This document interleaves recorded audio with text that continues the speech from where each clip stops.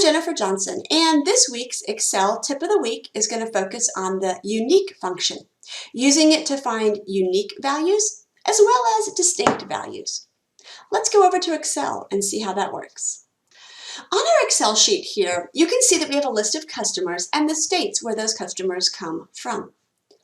The unique function is going to help us go through that list of states and answer our two questions. The first question is, what states do our customers come from? So we want to go through that list and find each state that is represented. Then the next question I want to answer is, what state only has one customer coming from it?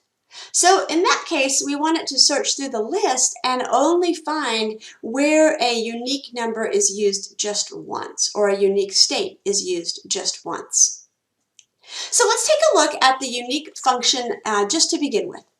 The unique function has three arguments that you can use. Two of those are completely optional.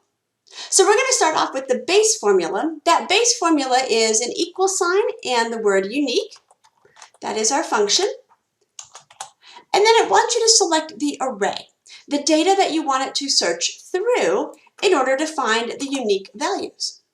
Once I've selected my array, you can see that we have now identified from our list of states 7 unique states that are represented.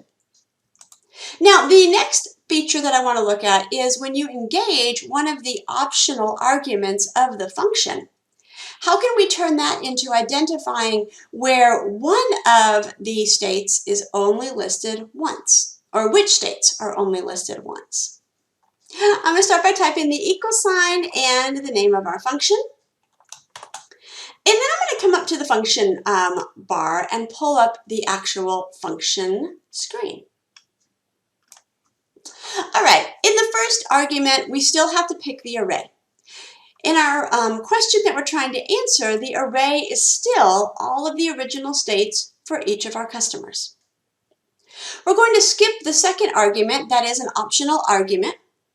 I'll go back to it and tell you what it means in a minute. And then we are going to use the third argument, which says exactly once. So what we want to do is we want to identify the situation where after Excel has searched through our array, it finds each time a piece of data only appears once, exactly once. So I'm going to use the word true. If we omitted this argument, which is optional, it would have defaulted automatically to false and not have found anything that was exactly once. So now that I've filled in my formula, it says unique. I'm going to search through the array of states, and then in the third argument, I've got the word true, where it's going to locate only those states that appear exactly once.